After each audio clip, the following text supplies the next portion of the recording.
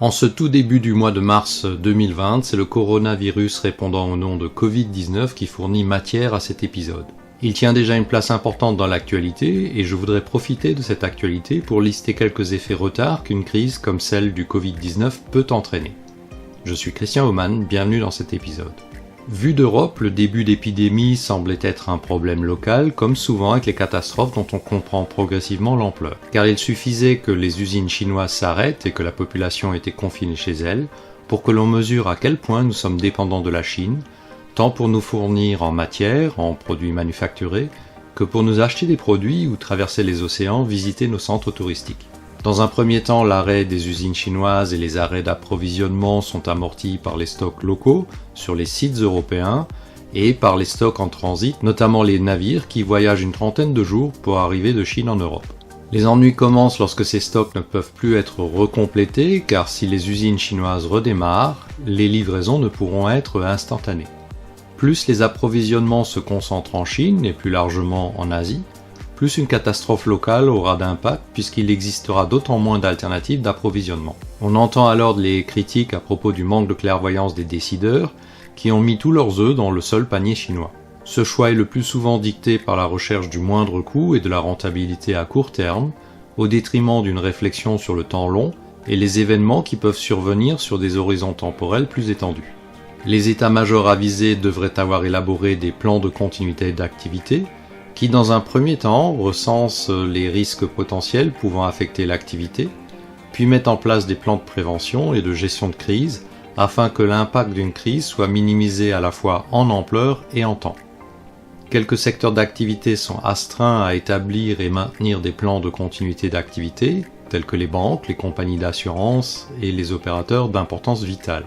Pour d'autres, ce n'est pas une obligation légale, mais en cas de sinistre grave, la responsabilité des dirigeants ou de leurs délégataires pourrait se voir engagée. Les premiers effets sur l'activité économique et productive européenne suite à la pandémie du Covid-19 sont donc les ruptures d'approvisionnement ainsi que la limitation des déplacements dans les secteurs concernés. Les supply chains actuelles fonctionnent de manière assez linéaire avec peu de stocks répartis pour absorber les variations. Par conséquent, la moindre variation se répercute rapidement le long de la chaîne logistique vers les fournisseurs, les clients et les prestataires périphériques. Un problème important sur un maillon d'une supply chain peut affecter rapidement tout un secteur d'activité. Prenons l'exemple du transport aérien.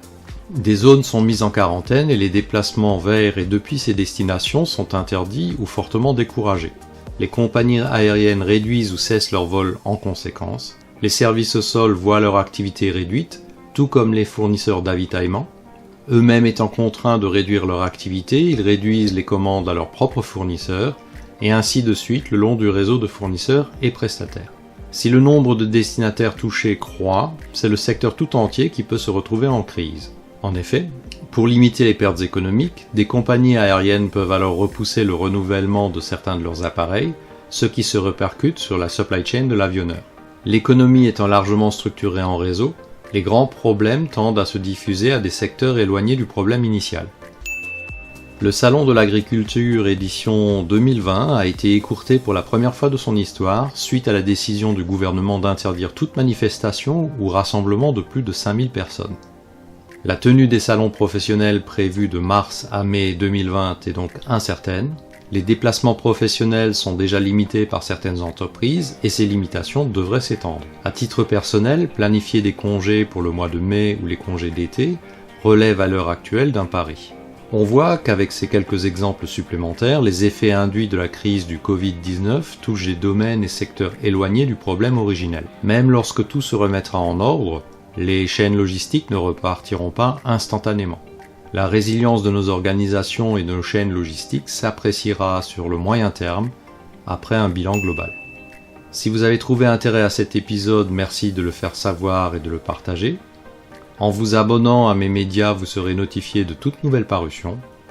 Merci pour votre intérêt et à bientôt pour un nouvel épisode.